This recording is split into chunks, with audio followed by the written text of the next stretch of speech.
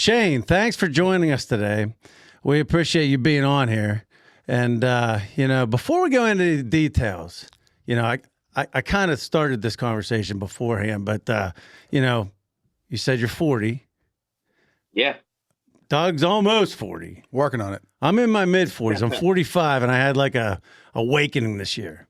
And I said, okay, I'm going to get in shape. So, I'm working out a hard 28 minutes a day with a faster way, 5 times a week. I'm, really going hard at it, But, what does it take? I mean, how many hours a day to look like you at 40?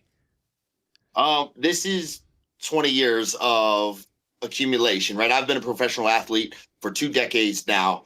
But the good thing is I am a personal trainer also, so I get to run my own programs. I get to help everyone else get in shape. So you got some needs?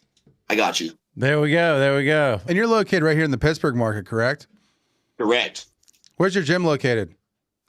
Crafton. It's called Wright's Gym. Fitness, fighting, self-defense, anything you want, you name it, I got it.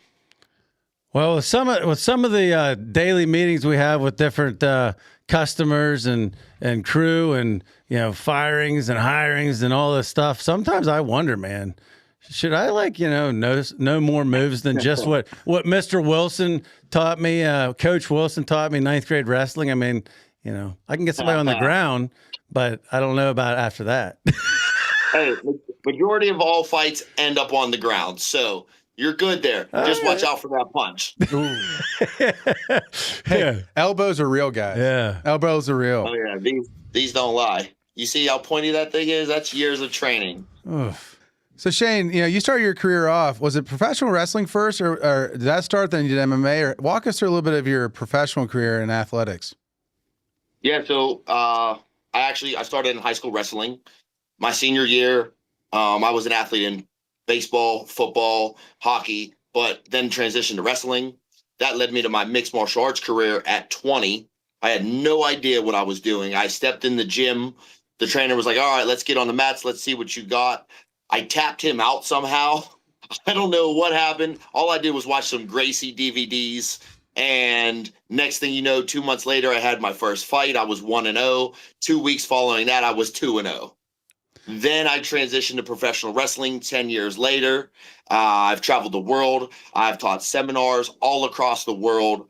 I've defended championships. I've main evented in Paris, France.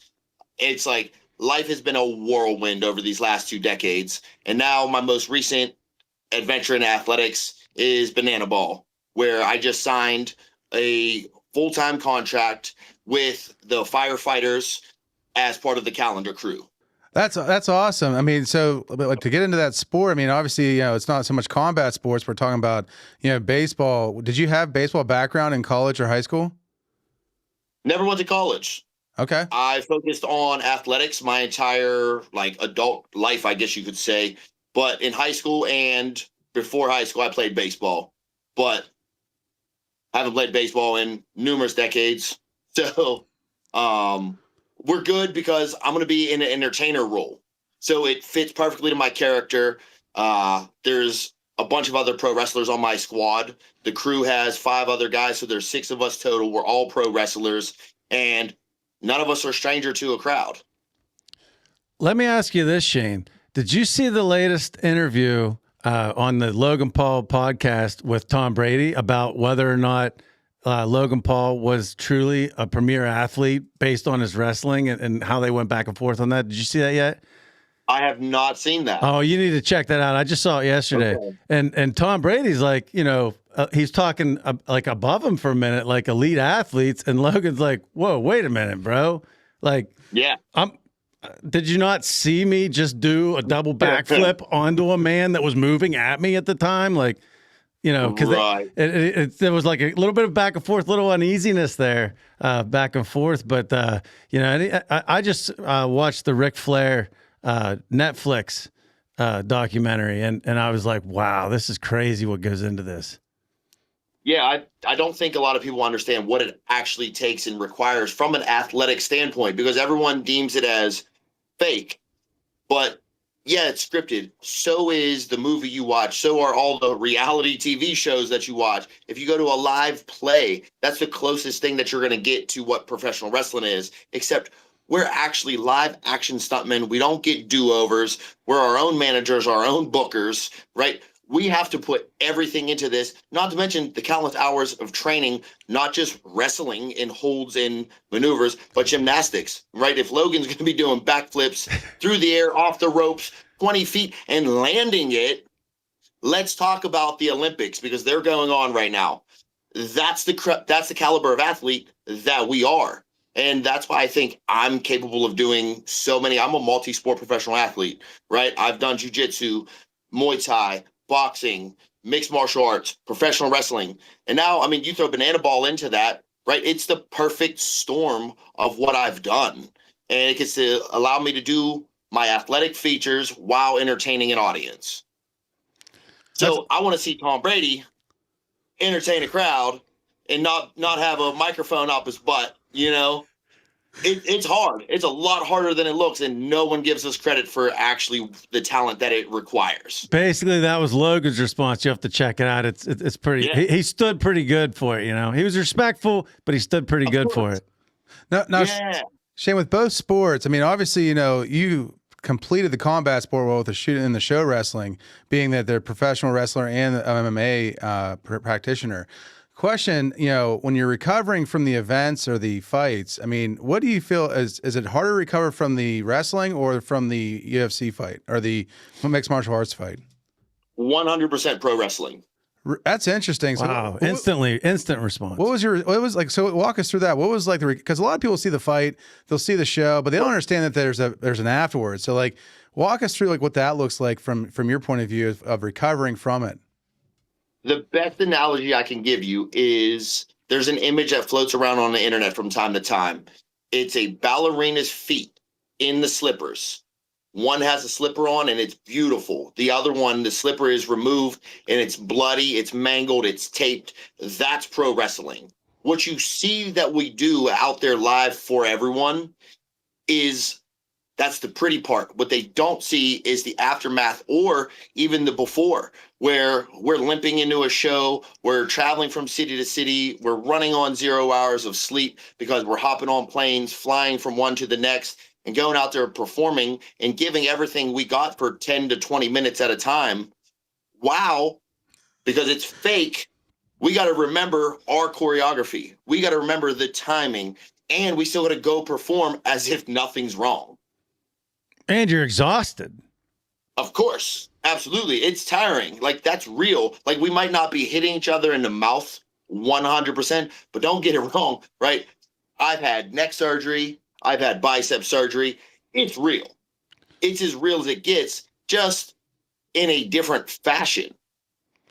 Well, when I hit an imaginary speed bag on my little 29-minute workout against air, and I'm huffing and puffing. I mean, you know, that's what nobody hit me back. I'm not even hitting anything. That's just against air, you know. So I mean, yeah, that's no adrenaline dumps. You know, like, because that's the biggest factor is being able to fight through your second wind. But yeah, pro wrestling to mixed martial arts, you have to let another human throw you in pro wrestling. Mixed martial arts, you resist that. So you have a grown man, my size, 225 pounds, lifting you, throwing you through the air. You got to land somewhere. Well, guess what? That's not a trampoline. What you don't see is under that canvas is there's a little inch layer of padding, but below that is wooden boards and steel beams. It sounds intense. to say the least. To say the least. I think about that actually. I am a savage after all, so it's kind of what I'm into. And then obviously the prep work. I mean, beyond the lifting and you know, obviously, I mean, your cardio and everything else. I mean, the eating has to be crazy as far as being calculated with that and the amount of food. I mean, to maintain a 220-pound frame with low body fat. I mean, how many calories do you mow down a day? It's probably in excess of 5,000 calories every day. I don't track exactly everything every day, but I mean, my protein intake alone is around 400 grams a day. Wow. Do you ever get tired of eating? Absolutely. Every day. As soon as we're done here, I'm actually going to go eat a meal. Wow. I have a question for you. We're like weird stat people, you know. We like to look up random crazy stats. Okay. No one else maybe would ever think about looking up because our brains are wired strange. But and for the record, as a wrestler in high school, I only wrestled 1 year and I was 0-22. So I mean, gives you perspective. But hey, the way I look at it, you know, I stayed the course. You know, I stayed the course. You know, Damn right. I could have quit. I didn't quit. But the question is, we asked chat, just like everybody does. You ask chat random questions. We asked chat, how many on average, the average grown woman female and the average grown male in a fight, how many females does it take to defeat the average male? If everything's even, athleticism, weight, how many females to defeat a man? And we asked chat that. How many do you think it was? I'm curious because I know I train with some bad women, and it takes one. Right? And sometimes these chicks are smaller than us. Yeah. Like, they don't play around. Like, I've been in cages, training areas, right, with top tier professional fight women that they hit harder than a lot of dudes. So we got to talk about the levels of training here. Everything equal. Everything equal. Background equal, training equal, you know.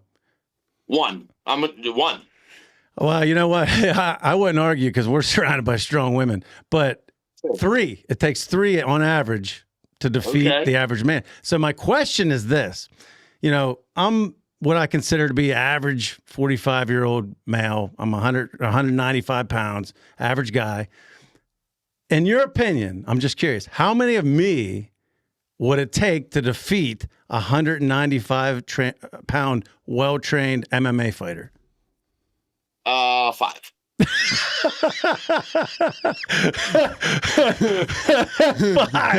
Wow, instantly. Have you ever seen a Jackie Chan movie or any Bruce Lee movies?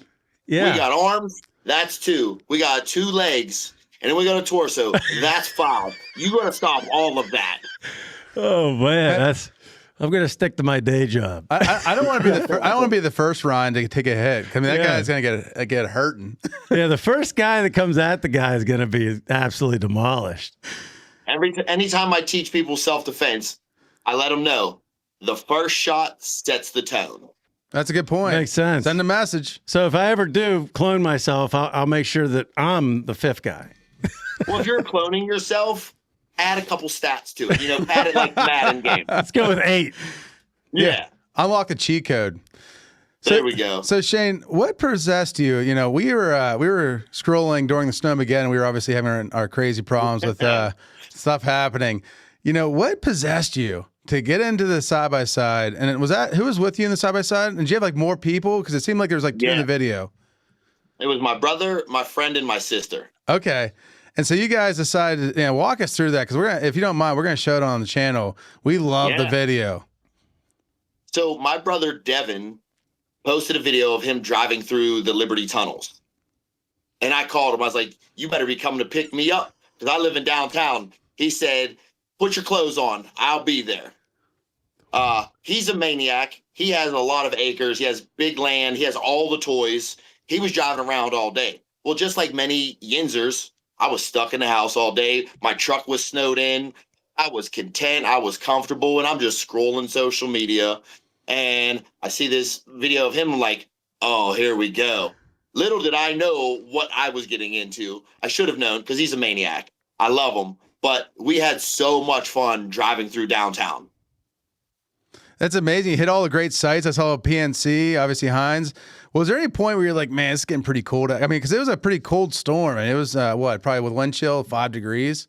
It was definitely colder than that. My beard, when I got home, my beard was literally frozen. I had icicles in my beard. You look at the one part of the video, we were doing donuts in the middle of downtown, and I'm on the outside of the donut swing, so all the snow's brushing up. My whole face, my beard, everything's covered in snow. Oh my gosh. And then at what point, so like, did you guys just call it, or, I mean, like, how did it end? Did you guys just say, you know what, that was fun, but I'm getting too cold, or like, what was the, who was the voice of reason at the end there? Oh, it was my brother. He was out all day. He was like, all right, I think we had enough fun. And I'm guessing we were out for about an hour. Okay, so it was an hour, and then that was a highlight video. So, obviously we see you have a great social media following. For people out there that are inspired by your video, obviously, and things of that nature. What can you give some advice to the people out there creating digital content for the mass media? What's some advice you can give? One thing is remain true to yourself, but also deliver value. Right? I'm very, very big on promoting motivational advice and encouraging people to do what they want, to chase their dreams.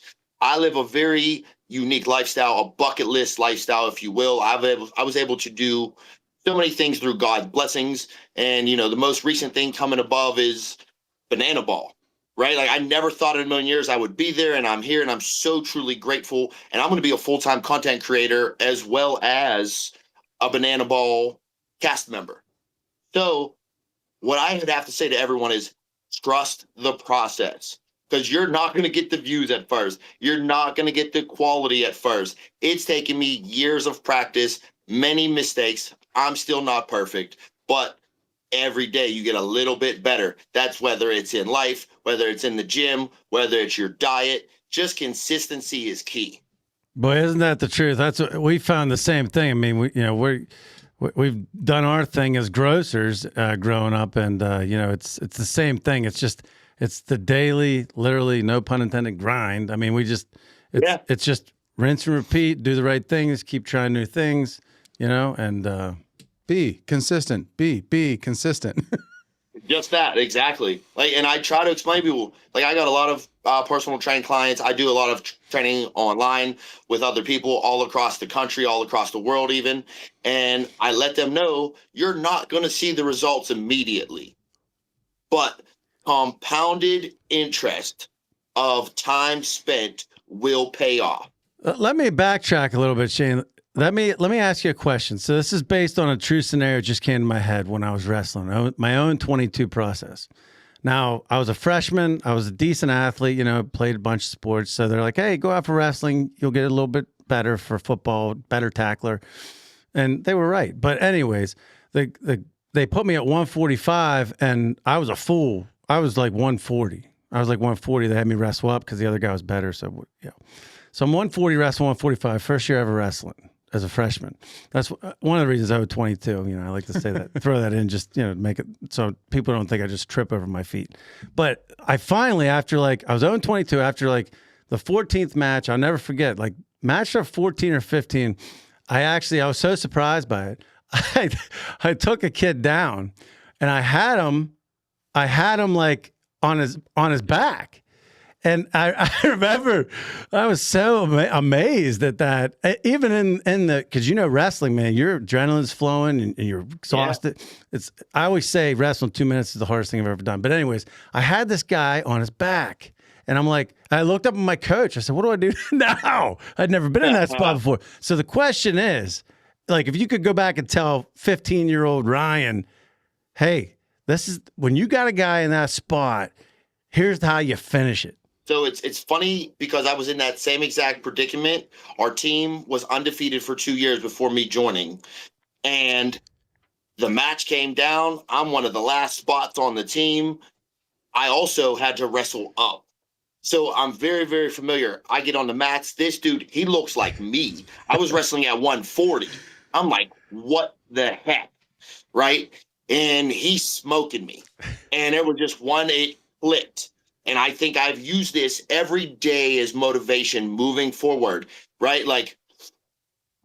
What you don't see is the mental stress, right?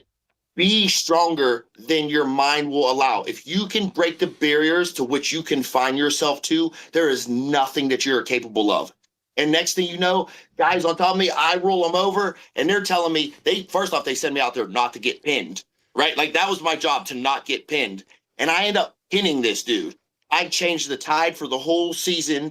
We swept that match. We went on, stayed undefeated. I made it to regionals my very first year. And like I said, I've been living this life ever since. That's amazing. I mean, that's, Ryan, so maybe if you can go back in time machine, you can solve the pinning issue. Basically, I got to dig deeper. Yeah. So you got to dig deep. You got to find a new way. Shane, so we were told that obviously you have a great story to tell the Checked Out Podcast fans today. What's the story? Yes. So I'm a personal trainer, and I had opportunity to open my own gym. It was amazing, state-of-the-art facility here in Pittsburgh. We're just outside of Pittsburgh in the Franklin Park area. We had custom metric tracking technology on the heavy bags, the lights, the fancy everything, right? Like nothing Pittsburgh's ever seen before. But we failed, you know? So I took that as motivation. I had bad business partners, nothing you can do about that, right? We put $250,000 into this, and it took longer, permits, the area, right? Code enforcement, anything and everything that you could possibly think of was against us, right? We even put our budget in ad spend on a credit card to market leading up to the grand opening. The credit card was bad, so the marketing and budget never went through. Something happened, and everything slipped through the cracks. But I used that because that felt like, all right, this is my next big thing. Here we go. I got my own gym, and I had a lot of hype because of my social media, because of my following, and doing all of the combat arts. Everyone was excited. 2 months later, I dissolved that partnership. It was not beneficial. I mean, we had a retail store inside the gym. We had supplements. We partnered with I think 3 or 4 other local businesses, right? We were selling. We had all the products, all the merchandise, the gym memberships, recovery, state of the art, top of the line. But it just goes to show, when you invest everything, it doesn't mean that it's the right time. God will close one door to open a better one. He will isolate you and break you down for you to grow in order for you to achieve your true success. Boy, we've lived that. I'll tell you what, we've listening to your story. It just brings back. I mean, we have a total throughout our journey in 30 years. Our parents started the business and we followed and joined. And in 30 years, we've had 7 stores at one point, off and on. And now we have 3. And to your point, at the time that the ones that weren't quite there for actually similar reasons to what you just, I mean, it was like the laundry list. I was just literally going through the checklist. And every one of those instances where we had, what you might call failure, it elevated the brand. It helped us to get better. And you don't lose, you learn. You don't lose, you learn. You put them together, that's a W. You win all day. Well, that's awesome. We appreciate it, Shane. Thanks so much for coming on the Checked Out Podcast today.